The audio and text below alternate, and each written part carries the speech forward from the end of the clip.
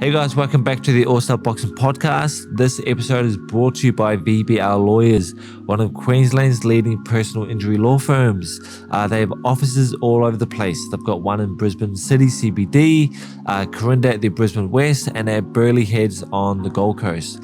My good friend Greg Black, he manages the one in Brisbane CBD. So, if you've been injured at work or on the road and need a high quality lawyer who is focused on achieving you the best results while keeping legal costs down, please contact Greg and his team at VBR Lawyers.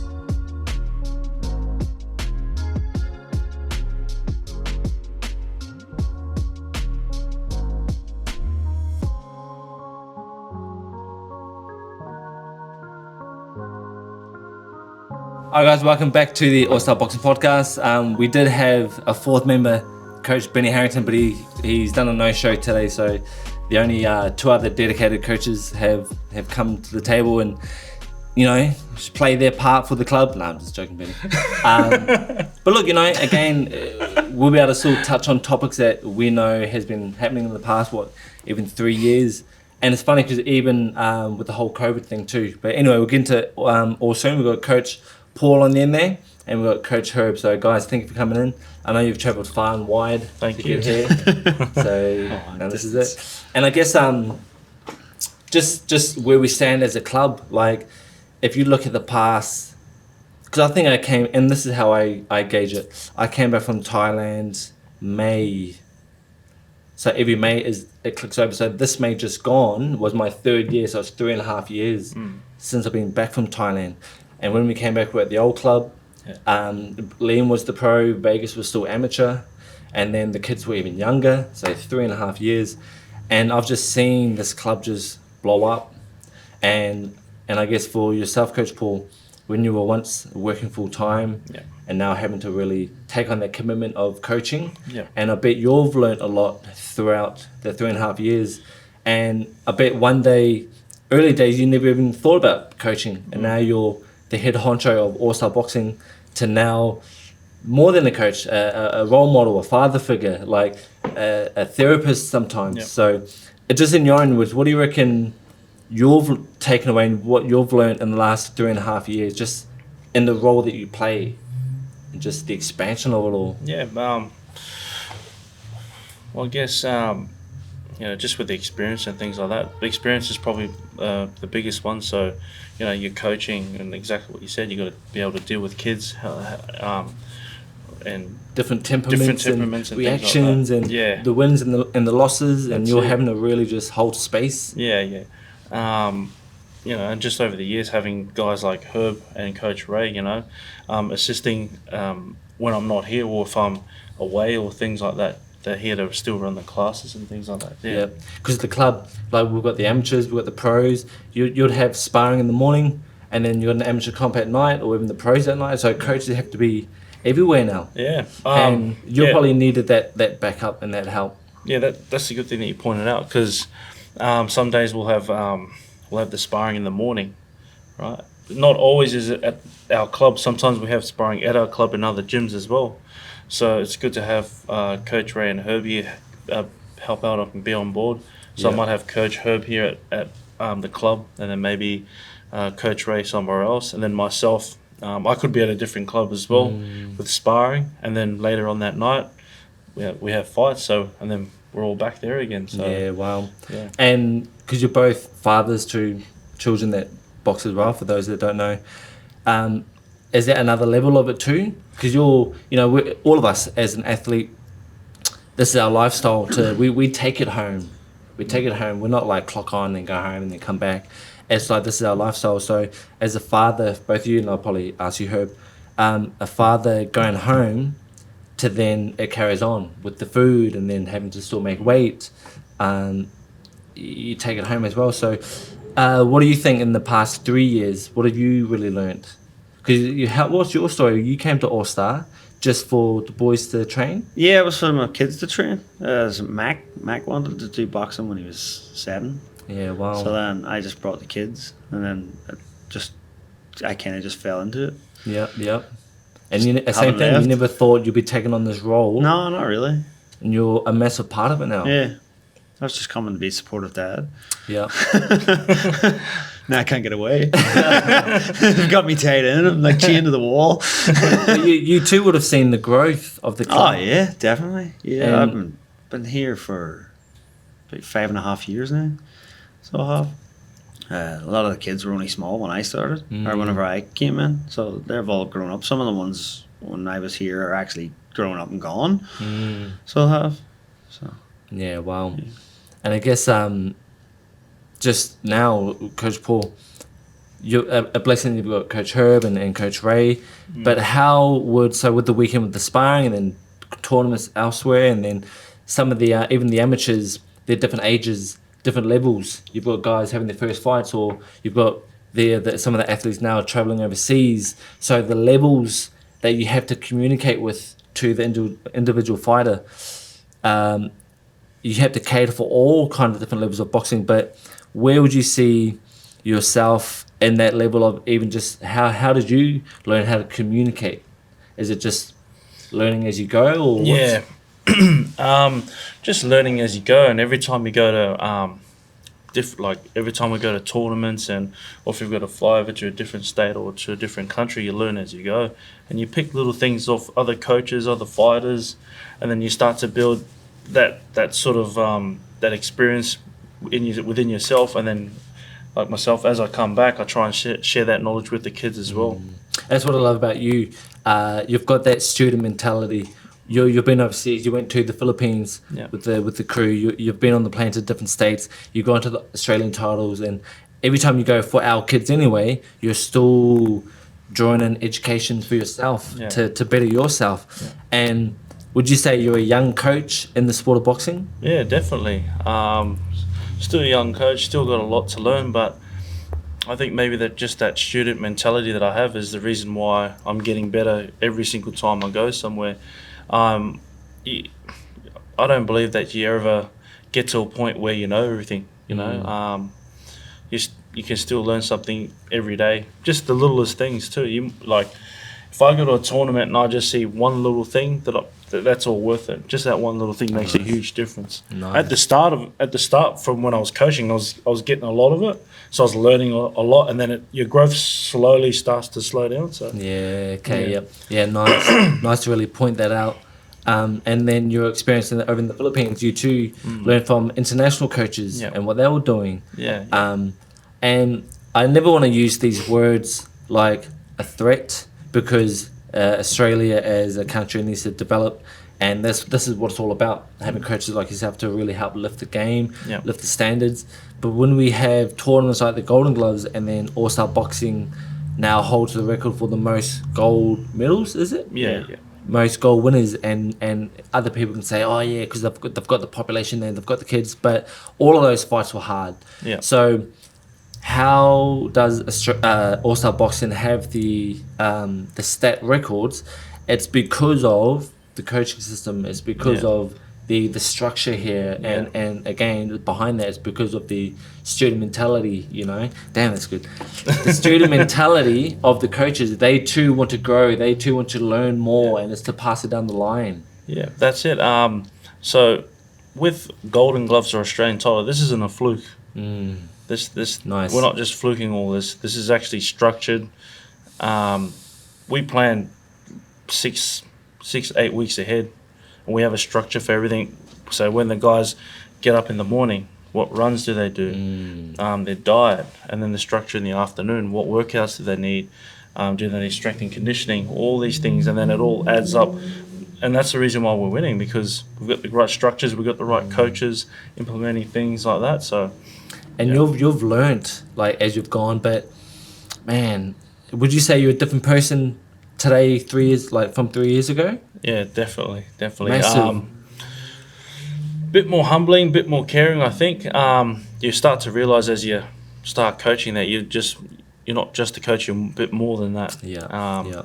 You got all these kids and things like that looking up to you, so you got to make sure that you hold a standard and everyone looks up to you. Anything you want to touch base on that, Herb? Yeah. What do you Do you feel the same, Herb?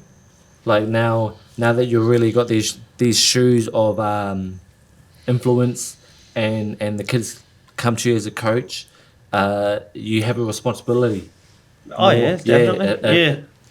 A huge responsibility. Yeah, especially with the ones who ask for my time.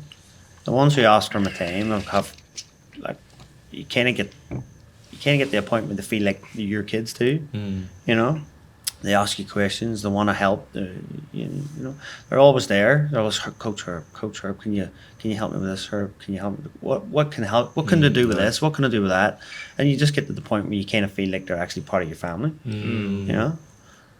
Well, the amateurs train here Monday to Friday after school. They come here from school. Yep. They're the ones that are at school, and then you see them every day. Yeah. It's like, oh, see you tomorrow. And like you said, taking it home. It's not so much. All right, see you guys tomorrow. There is plans in place. There is a running system. Yeah. There is things that you've set up to help them sort of develop outside of this club. Yep. And it shows in the results on fight night. So now there's another question to ask both of you. We'll go you first. All the training, you've got the relationships with the kids. You see them day in, day out. Then it comes to fight night, okay? And you're probably seeing different kids have different stresses and temperaments because they're about to jump in there and perform in front of eyes and people, different ages, What's methods that you've picked up? I'll ask you first. What's methods you've picked up to really help ease some of these kids before they jump in? Easing the kids before they jump in, they're all different. So you kind of got to read their body language, what they're doing, how they talk, how they're looking around the room, what their eyes are. If they're actually looking at you or they're kind of focused on something else, you kind of got to read that. Once you can kind of read what's going on, you got to find a way to bring them back in, back down to earth, so they're like able to talk to you. If you can get them to focus on you, then they actually start to calm down. Because whenever it's going round and round and round in their head and they're all around the room, too many people, you can't get them out of it. So you actually have to try and get them to actually focus. So I try to look at them right in the face and talk to them, maybe have a joke, maybe carry on, pretend to have a little bit of a fight, sort of stuff like that to calm them down. Because then once they start focusing on you, then everything else goes away. How does it feel, Coach Paul? How does it feel when the kids have won, whether it's their first fight or a competition that's going to get them further? When they've won and they're just all over you, they're just like, what do you feel in that moment? Yeah, that's a good one. How do I feel? I would say that it's like to watch the kids win is like all the hard work and all the stresses and everything you go with them is all worth it. So that comes down to, because sometimes these kids have their first fights and they come to sparring and sometimes they're not doing so well, and it's a hard thing trying to keep the balance. So if you see someone not doing so well, you got to try and talk to them, and you got to try and make sure that they're all right, mentally all right, and then you got to make sure that they're trained, they're turning up the training as well. And to see all the hard work that the kids put in day out, and then to see it all unfold in the ring is a real good thing to see. Yeah, that's I think that's one of the biggest things why I became a coach, is just when you've been with someone or trained someone for, let's say, 6-8 months, and then you've seen all the hard work they've put in, and then for it to sort of all unfold on fight night is a really good thing to see. Nice. And especially when they win, just to see their reaction, and you're like, this is the reason why I love the job. You do this, yeah. Reese, you want to make your cameo? Good man. He's in the frame now. Getting some stories. And now, you're a coach, and these are young kids. Do you sometimes get concerns or messages from parents? Yep. Yeah? Yeah. Wow. And not to really go in depth with and give things away, but that's an even bigger role that you guys play. Yeah. Again, it's not just clocking on, clocking off. There's so much more to a coach's life, especially you guys at this age, peak age of just kids that are really at that development age, because they're going from kids to teenage to early adolescence. So you see the waves that they go through. Again, do you go in with having to really help the kid with the parents, or do you detach? Where are you at with it? I think it's a good thing that the parents do communicate with us as coaches, because There's then trust. exactly, because they trust us, and then they let us know what's going on with them. Then and it just sometimes helps us understand the kids a bit more. Like they might come in, they might not be on. I'm like, look, something's not right here, And then if the parents give us, just message us, well, look out for so and so, he's not doing so well. Might try and talk to him, pull him Yeah, aside, yeah. talk to him. As long as we have that understanding between us as coaches and the parents and the fighters as well, everything runs smoothly. Yeah, nice. And then as a system with the coaches, you guys communicate with each other, you guys plan ahead, things like that. Yeah. That's what makes the club such a special club. And like you can say it's like a company. Company has a boss or, assistant managers or whatever. We are too an organization here because everything comes from the top down. I think almost, but I think with everyone at All Stars, we're more of a family.